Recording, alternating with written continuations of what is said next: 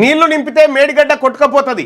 NDSA ఇదే చెప్పింది. మంత్రి ఉత్తమ్ 3 బ్యారేజీల డిజైన్లలోనే లోపాలున్నాయి. ఇప్పటికే విజిలెన్స్ రిపోర్టు వచ్చింది. వారంలో ఎన్డీఎస్ఏ 10 రోజుల్లో కాళేశ్వరం కమిషన్ రిపోర్ట్ వస్తుంది. వాటి ఆధారంగానే ముందుకు వెళ్తాం. కొత్తగా 30 లక్షల రేషన్ కార్డులు ఇస్తామని వెల్లడి.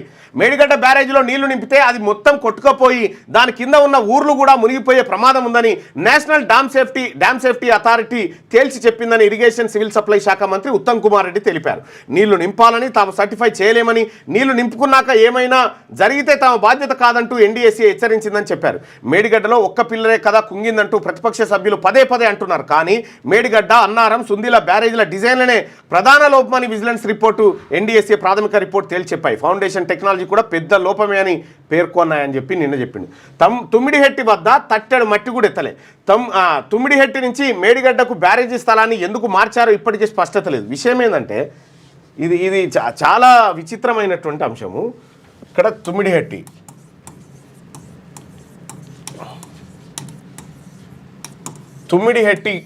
దీనికి ఇక్కడ ప్రాజెక్టు కట్టి డాక్టర్ బిఆర్ అంబేద్కర్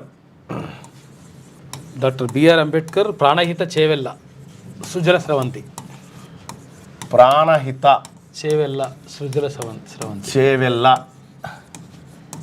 సృజల స్రవంతి ప్రాజెక్టు.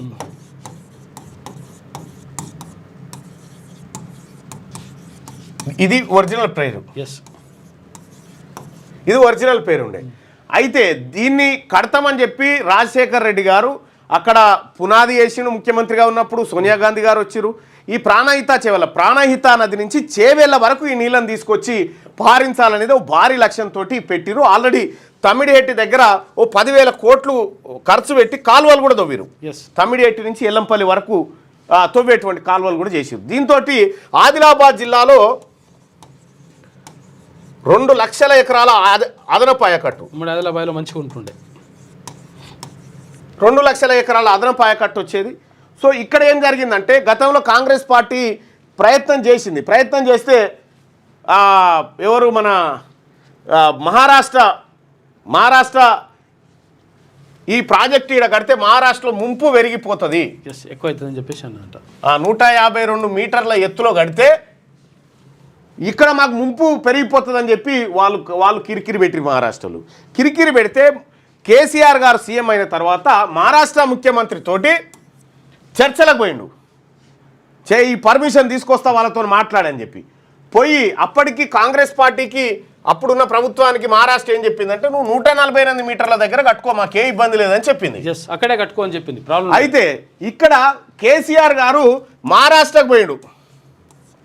మహారాష్ట్ర ముఖ్యమంత్రితో కూర్చొని చర్చలు చేసి ఎంతకు తెచ్చిందంటే ఇదే 148 మళ్ళా ఇదే 148 మీటర్లకు తెచ్చిండు. సో అది గతంలోనే ఇస్తాను వాళ్ళు ఒప్పుకున్నారు. అది తెచ్చిన తర్వాత బేగంపేట విమానాశ్రయంలో ల్యాండ్ అయి విమానం బయటకు వచ్చి అప్పటికి ఉత్తమ్ కుమార్ రెడ్డి గారు పీసీ చీఫ్గా ఉంటే ఉత్తమ్ కుమార్ రెడ్డి చూసినావా మీకు సోయిండనా నేను తెచ్చినా చూడన్నాడు. వాళ్ళు చెప్పింది పాతది వాస్తవానికి. పోని మరి పర్మిషన్ తెచ్చింది కదా ఈడ కట్టాలి కదా తుమ్మిడిహెట్టి కాడ, ఈడ కట్టలే మళ్ళా ఇంకో కిందికి వచ్చాడు కాళేశ్వరం మేడిగడ్డ కాడికి వచ్చాడు.